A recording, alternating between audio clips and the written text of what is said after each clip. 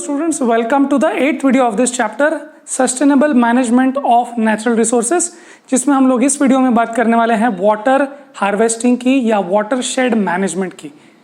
बड़े heavy words हैं but बहुत इंपॉर्टेंट है, स्पेशली इंडिया के लिए जहां पर बारिश सिर्फ 4 महीने के लिए होती है मैक्सिमम, और उससे कम बारिश भी होती है, कहीं कहीं पे 2 महीने ही होती है, कभी कभी कुछ साल तो होती भी नहीं है। वैसे जनरली 4 महीने की जो बारिश इंडिया में होती है वो काफ़ी है, वो पानी का अमाउंट काफ़ी है, बट क्योंकि सिर्फ 4 महीने के लिए होती है और बाकी 8 महीने हमको बारिश नहीं मिलने वाली है, फ्रेश वाटर का सोर्स एक ही रहता है, वो है स्टोरेज। सो हमको वाटर को हार्वेस्ट करना आना चाहिए। यस, आपने क्रॉप्स हार्वेस्ट करने का सुना होगा, बट वाटर को कैसे हार्वेस्ट करना है, वाटर को कैसे मैनेज करना है और वाटर शेड एरिया को कैसे मैनेज करना है, ये हमारे लिए बहुत इंपॉर्टेंट है, स्पेशली जहां पर ज़्यादा महीने तक बारिश नहीं होती और बहुत सारी बारिश बहुत कम टाइम में हो जाती है। So yes, these concepts are mostly Indian, और वहाँ पर ये ज़्यादा काम आते हैं जहाँ पर बारिश कम होती है या कम टाइम के लिए होती है, जहाँ मानसून होते हैं। जैसे मानसून बहुत सारी जगह पे होता है, आपको तो पता होगा, साउथ ईस्ट एशिया में मानसून होता है, पाकिस्तान से लेकर साउथ ईस्ट एशिया तक, इवन अफ्रीका में भी मानसून वाली बारिश होती है। सो एनीवे, वाटर हार्वेस्टिंग इस वीडियो में हम लोग पढ़ने वाले हैं। सो क्या है वाटर शेड मैनेजमेंट? अब वाटर हार्वेस्टिंग का एक बहुत इंपॉर्टेंट बिगर टॉपिक जो है वो है water shade management. What is this water shade management? Water shade management emphasises scientific soil and water conservation. बात समझाओ, वाटर शेड एक एरिया होता है। वाटर शेड एरिया का मतलब वो होता है जहां पर बहुत सारे स्ट्रीम्स और जहां पर बहुत सारे स्मॉल ट्रिब्यूटरीज जब मिलके एक रिवर बनने वाले हैं, तो वो रिवर का जो पूरा वाटर शेड एरिया होता है, मतलब कि जहां पर बारिश हुई है, जहां पर से स्ट्रीम्स आए हैं, वो पूरा एरिया जो होता है वो होता है वाटर शेड एरिया या वाटर शेड प्लेस या कैचमेंट एरिया जिसको भी बोलते हैं।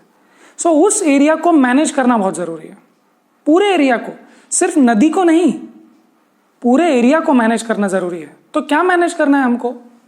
Scientifically soil and water conservation हम लोग को करना है। ये क्या है सॉइल एंड वाटर कंजर्वेशन और क्यों?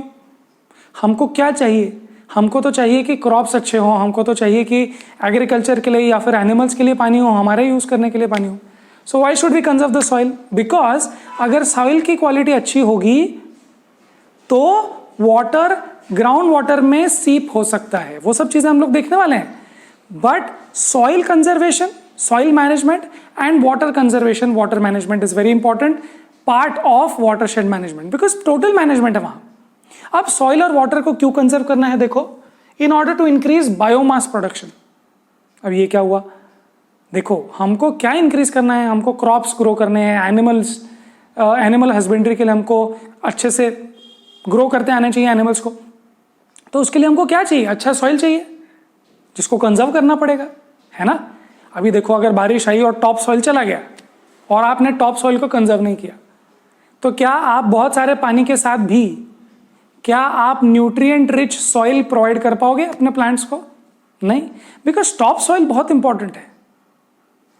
सो बेसिकली हम लोग चाहते हैं, हमारे प्राइमरी ऑब्जेक्टिव्स क्या हैं? प्राइमरी ऑब्जेक्टिव्स हैं सॉइल एंड वाटर कंजर्वेशन। उससे सेकेंडरी बेनिफिट क्या मिलेंगे हमको?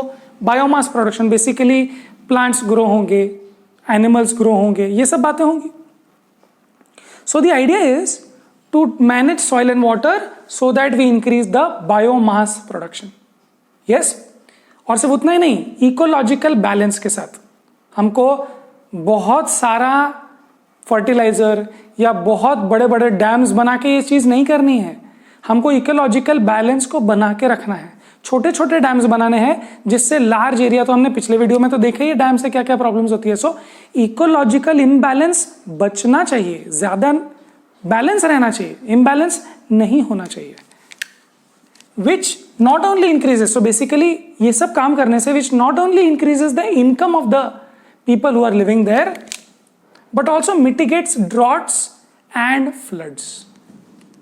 यस, बहुत बड़ा सेंटेंस है, but it is basically a full paragraph in your book. You have to realise, जब आप ये सब चीजें करते हो तो हमारी इनकम तो बढ़ेगी, फार्मर्स की बढ़ेगी, पूरे सोसाइटी का फायदा होगा। बिकॉज अगर बहुत बारिश हो गई, बहुत फ्लड्स आ गए, तो फिर जो क्रॉप्स उगाए हैं वो उनका नुकसान तो होगा, हमारा भी तो नुकसान होगा ना, हमको भी तो बहुत पैसे देके वो खरीदना पड़ेगा, जहाँ से भी मंगाना पड़ेगा, इंपोर्ट करना पड़ेगा शायद। सो हम चाहते हैं कि इनकम तो बढ़े, बट उसके साथ साथ ड्रॉट्स और फ्लड्स भी मिटिगेट हों। सो वाटरशेड मैनेजमेंट करने से ड्रॉट्स और फ्लड्स भी मिटिगेट होते। कैसे, वो हम देखेंगे कुछ कुछ तरीके से। बट आप देख रहे हो ज़्यादा पानी हो गया तो भी मैनेज हो जाएगा, और कम पानी है किसी साल, बारिश नहीं हुई है किसी साल, वो भी मैनेज हो सकता है वाटरशेड मैनेजमेंट से। यस, बिकॉज आपको पता है कि एक बहुत बड़ा रिसोर्स है ग्राउंड वाटर। तो अगर ग्राउंड वाटर है तो एक साल बारिश नहीं भी हुई तो चलता है, यस, या कम बारिश हुई तो भी चलता है। अगले साल बारिश हो जाएगी तो वो ग्राउंड वाटर रिचार्ज हो जाएगा। बट ग्राउंड वाटर की लेवल बहुत जरूरी है, जिससे ड्रॉट्स को आप मैनेज कर सकते हो। फ्लड्स को कैसे मैनेज कर पाएंगे वो हम देखने वाले हैं। While it increases the life of downstream dams and reservoirs. अब जो हम वाटरशेड मैनेजमेंट करते हैं, देखो, तो छोटी छोटी ट्रिब्यूटरीज होती है, स्ट्रीम्स होती है, अगर वहां पर हम पानी को रोकते हैं थोड़ा थोड़ा, छोटे छोटे चेक डैम्स बना के, और ये सब चीज हम देखने वाले हैं। ये सब चीजें जब हम बना के वो पानी को रोकेंगे छोटे छोटे लेवल पे, गांव गांव के लेवल पे जब हम रोकेंगे, तो आगे जो डैम्स होंगे उनका भी लाइफ बढ़ेगा। क्यों? क्योंकि उन पे स्ट्रेस कम होगा, बहुत ज्यादा फ्लडिंग भी नहीं होगी, डैम्स की लाइफ बढ़ेगी। बिकॉज सी, बेसिकली जब पानी बह जाता है तो उसके साथ सॉइल बह जाता है, फिर उसके साथ जो मिट्टी है वो मिट्टी भी राइज होने लगती है, तो डैम का स्टोरेज कैपेसिटी कम हो जाता है, डैम पर प्रेशर बढ़ने लगता है, बहुत सारी चीजें होती है। सो रिजर्वायर जो होते हैं उनकी कैपेसिटी भी बनी रहे, इसलिए हम नहीं चाहते कि सारी मिट्टी चली जाए और डैम में स्टोर हो जाए। नहीं, हम अपनी मिट्टी को वहीं रोक देंगे, बिकॉज छोटे छोटे डैम्स हमने बनाए हैं। वाटरशेड मैनेजमेंट किया है to save the soil and water which is flowing through my village. So बहुत सारे फायदे हैं, इनकम बढ़ने वाली है, ड्रॉट्स फ्लड्स रुकने वाले हैं, सॉइल एंड वाटर कंजर्व होने की वजह से हमको animal husbandry plus crops grow करने में बहुत फायदा मिलेगा, एंड आने वाले जो पीछे जो डाउनस्ट्रीम जो डैम्स और रिजर्वॉयर्स हैं उनकी लाइफ बढ़ेगी। So it's hugely impactful. Yes, now you might be wondering कि सर मैं तो सिटी में रहता हूँ, मैं तो बड़े शहर में रहता हूँ, मैं कैसे वाटर हार्वेस्ट कर सकता हूँ? मेरे पास तो कोई नदी नहीं है और मैं डैम बना नहीं सकता, नदी है भी तो बहुत बड़ी है, और मैं शहर में कैसे डैम बना दूँ? तो आप अपने घर के लेवल पे भी वाटर हार्वेस्ट कर सकते हो, वो भी हम लोग देखने वाले हैं। या आप सोसाइटी में रहते हो तो सोसाइटी लेवल पे भी वाटर हार्वेस्टिंग के फैसिलिटीज या प्रोजेक्ट्स होते हैं, वो हम देखेंगे। Local communities have used hundreds of indigenous ways or methods to save water, जैसे कि स्मॉल पिट्स एंड लेक्स, छोटे छोटे पिट्स बना देते हैं, वहां पर स्टोर हो जाता है। जैसे कि मेरे अगर घर के पास या मेरे घर में या मेरे कंपाउंड में अगर बारिश बहुत होती है, मैंने वहां खड्डा बना दिया और खड्डे में पानी स्टोर हो गया, तो आप बोलेंगे सर वो पानी तो गंदा हो जाने वाला है, उसका मैं क्या करूं? वो पानी से ग्राउंड वाटर लेवल बढ़ेगी ना, नहीं तो वो पानी का क्या होता, वो पानी बह जाता है ना। बट अगर आपने एक पिट बना दिया या आपने छोटा सा लेक बना दिया, छोटा सा लेक पॉन्ड जैसा भी बना दिया, तो पानी वहां पर सीप इन होगा ओवर द डेज। और बहुत ज्यादा पानी अगर स्टोर हो जाए, बहुत ज्यादा आपने कैपेसिटी बना दी उसकी, तो वो काफी महीनों तक भी चल सकता है। जैसे लेक्स आपने देखे हो, स्मॉल अर्दन डैम्स जो नदी के रास्ते में लगा लेते हैं, स्ट्रीम्स के रास्ते में लोग अर्दन डैम्स बनाते हैं। सी, हर जगह कंक्रीट के डैम्स नहीं होते, बट ये वाले मिट्टी के पोते होते हैं, वो भी लगा देते हैं लोग, तो वो भी हो सकता है। सैंड एंड लाइमस्टोन रिजर्वॉयर्स, वो भी हम लोग कर सकते हैं। बेसिकली सैंड बोल सकते हैं, जैसे मैंने आपको बोला, मिट्टी के जो पोते होते हैं वो रख देते हैं वाइट कलर के, और वो फिर पानी स्टोर हो जाता है। थोड़ा बहुत लीक होता है, but mostly the water is stored. Then rooftop water collecting unit, जैसे मैंने आपको बोला, आप अपने घर पे या अपने सोसाइटी में रूफटॉप पे, या आपके कुछ पार्किंग जैसा एरिया होगा या कुछ ऐसा एरिया होगा जो टेरेस है, वहां पर अगर आपने वाटर कलेक्शन का या वाटर हार्वेस्टिंग का एक यूनिट लगा दिया। बेसिकली यूनिट बहुत सिंपल है, आप अपने रूफटॉप पे वाटर कलेक्टिंग तो हो जाता है, और फिर वो पानी पाइप्स में से जाता ही नीचे, तो वो जो पाइप्स में से जाता है उसको आप अंडरग्राउंड छोड़ दो। Now that water will be rejuvenating the ground water level which you can use whenever you want। ठीक है, वो ग्राउंड वाटर के क्या फायदे हैं वो हम देखने वाले आने वाली स्लाइड में। बट आप अपने घर में भी ये प्रोजेक्ट, छोटा सा प्रोजेक्ट कर सकते हो, और मैं ये नहीं बोल रहा हूँ बड़ा सा यूनिट और बड़ी पाइपलाइन चाहिए, नहीं, आप छोटी सी बाल्टी लगा दो, बकेट लगा दो, उसमें भी पानी, बारिश पड़ती रहेगी, बाल्टी भी भरेगी, और वो पाइप लगा के आप उसको अपने गार्डन में लगा सकते हो जिससे वो गार्डन में चला जाए ज़्यादा पानी, या फिर आप अपने कुएं में या बोरवेल में उसका पाइप डाल दो तो वहाँ चला जाएगा पानी, राइट। सो ये तो छोटी सी बाल्टी की बात हुई, बट अगर बहुत बड़ा एरिया है और हम उसको हार्वेस्ट करते हैं तो बहुत लार्ज स्केल पे पानी बचता है। Otherwise that water would have been flown maybe into the rivers and into the seas then, right? Now there are different ways and different names of water harvesting system which are old enough, जो हमको पता भी नहीं कितने सालों से चल रहा है। लोकल तरीके हैं, लोकल बेनिफिट्स होते हैं उससे, उनके लोकल नाम भी है। जैसे खादिन है जो हम लोग पढ़ने वाले हैं नेक्स्ट स्लाइड में। टैंक्स इन राजस्थान, तो राजस्थान में बारिश तो कमी होती है और मोस्टली फ्लैट लैंड है, तो वहाँ पर ये तरीके का सिस्टम वो यूज़ करते हैं। बाकी बंधारा होता है, ताल होता है जो महाराष्ट्र में बोलते हैं, बंदीज या बुंदीज बोलते हैं जो MP UP में होता है। ये सब basically these are small check dams और small pits in the ground जो वो लोग बनाते हैं। Basically it is to store the running water, to stop the running water, to store it and to increase the ground water levels so that you can use it later, है ना। Then उसके बाद में ये सब चीज़ें भी है, देखो kuhls in HP and eris in, बहुत सारी चीज़ें, सुरंगम्स इन, सो बहुत सारी चीज़ें, बहुत सारे नाम और बहुत सारे तरीके, लोकल तरीकों से उन्होंने लोकल नाम दिए हुए हैं और लोकल थोड़े थोड़े मॉडिफिकेशंस उन चीज़ों में होते ही हैं। तो ये जो तरीके हैं ये वाटर हार्वेस्टिंग के तरीके हैं। मैंने आपको बताया वाटर हार्वेस्टिंग क्यों करना है इंडिया में। केरला में बहुत पानी है, बट केरला में भी वाटर की शॉर्टेज हो सकती है अगर आपने स्टोर नहीं किया तो, हाँ हो सकती है। हर जगह ग्राउंड वाटर नहीं मिलता, कभी कभी सॉइल स्ट्रक्चर ऐसा होता है, रॉक स्ट्रक्चर ऐसा होता है कि आपको नहीं मिलता ग्राउंड वाटर जल्दी से। So you have to store water some way और the other. These techniques are highly local, ये लोकेशन पर डिपेंड करता है। जैसे हम देखने वाले हैं कि राजस्थान का लैंड मोस्टली फ्लैट है, तो वहां पर खादीन नाम का सिस्टम यूज करते हैं जो हम लोग देखने वाले हैं। बट कहीं कहीं जहां पर बहुत लेट से माउंटेनस एरिया होता है, तो जैसे कि कुल हमने देखा था पिछले वीडियो में, पिछले वीडियो में कुल देखा था, तो हिमाचल प्रदेश की जो माउंटेनस एरिया जो होता है वहाँ पर वो लोग खादिन यूज़ नहीं कर सकते बिकॉज लैंड वैसा फ्लैट है ही नहीं, सो दे यूज़ कुल्स, राइट। तो अगर आपने वो वीडियो नहीं देखा तो आप देख सकते हो, आई थिंक 6th वीडियो में है। And basically these are highly local techniques and benefits are also local, है ना। ग्राउंड वाटर रिचार्ज हो रहा है तो मेरे एरिया का ग्राउंड वाटर रिचार्ज होगा, maybe some square kilometres उसका ही रिचार्ज होगा, बट जो 100 किलोमीटर दूर रहता है उसको फायदा नहीं होगा, बट लोकल लोगों को वो फायदा होगा। Yes, and see they are not building huge dams कि मेरी डाउन स्ट्रीम में रहता हूँ, गाँव में मुझे पानी नहीं मिला उसने रोक लिया, ऐसा नहीं होगा। These are very very small dams, right. So आपको भी मिलेगा, उसको भी मिलेगा, और जो पानी बह जाता था बहुत सारा वो थोड़ा थोड़ा वो लोग स्टोर कर पाएंगे फॉर द लेटर मंथ्स।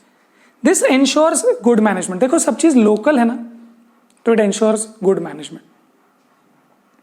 अगर बहुत लार्ज स्केल चीजें हो रही है, बहुत बड़े बड़े डैम्स बन रहे हैं, तो it will benefit hundreds of square kilometres of people, right. अगर ये लोकल चीजें हैं, गांव गांव पे स्पेसिफिक है या 2-4-10 गांव है, अगर ऐसे लोग मैनेज कर रहे हैं, ऐसे लोग बना रहे हैं, सो डेफिनेटली वहां मैनेजमेंट बेटर होगा, बिकॉज जो भी लोग उसको मैनेज कर रहे हैं या जो भी पंचायत होगी, they are responsible and they are with you, they are always in front of you, right? They are not sitting in the parliament जिसको आप पकड़ ही नहीं सकते, पता नहीं कहाँ चला गया वोट मांग के।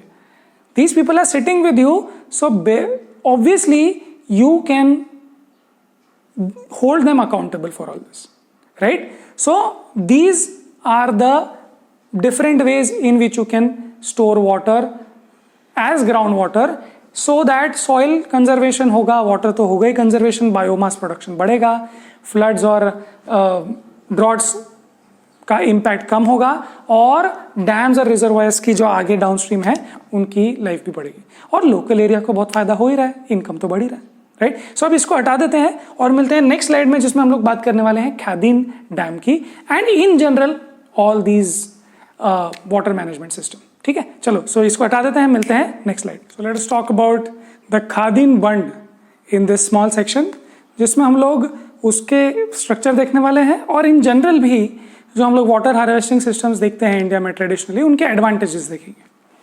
सो बेसिकली जब लार्जली लेवल टेरेन होता है, मतलब से प्लेन फ्लैट लैंड जब होता है जैसे राजस्थान वगैरह में, वहां पर आप क्या करते हो, एक क्रेसेंट शेप्ड अर्दन एम्बैंकमेंट बनाते हो। सो क्रेसेंट शेप मतलब एक चांद की तरह, क्रेसेंट अगर आप समझते हो ऐसे, सो आप एक चांद की तरह वो एक एम्बैंकमेंट बनाते हो। एम्बैंकमेंट मतलब एक बांध बनाते हो, एक चेक डैम बनाते हो। बेसिकली वो चेक डैम किसका बना होता है, अर्दन होता है, मिट्टी का बना हो सकता है।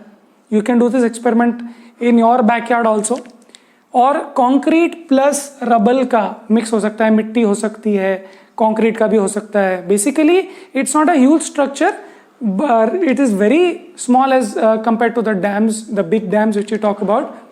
So आप नदी के रास्ते में, स्ट्रीम के रास्ते में एक छोटा सा ऐसे क्रेसेंट शेप चीजें बना सकते हो, जो मिट्टी का बन सकता है या फिर रबल कंक्रीट का बन सकता है। तो ये चेक डैम्स होते हैं, राइट। अब ये क्या करते हैं, water fills in monsoon season and is stored for a few months on the ground. तो डेफिनेटली अगर आप स्ट्रीम के रास्ते में बना रहे हो तो वहां पर पानी फ्लो होने लगेगा, बट आपने तो रोक दिया, तो फ्लो होते होते वहां पर अभी वो रुक जाएंगे और पानी की लेवल राइज होने लग जाएगी। और हमने बहुत ऊंचा नहीं बनाया है, इसलिए एक बार पानी ज्यादा हो जाए तो उसमें से वो फ्लो हो जाएगा। तो कभी कभी उसमें से हम दूसरे रास्ते निकाल के उसके आसपास जो कुएं होते हैं या डग वेल्स होते हैं उसको भी हम भर लेते हैं वहां से, और छोटे छोटे वेज निकाल के, रिवुलेट्स निकाल के।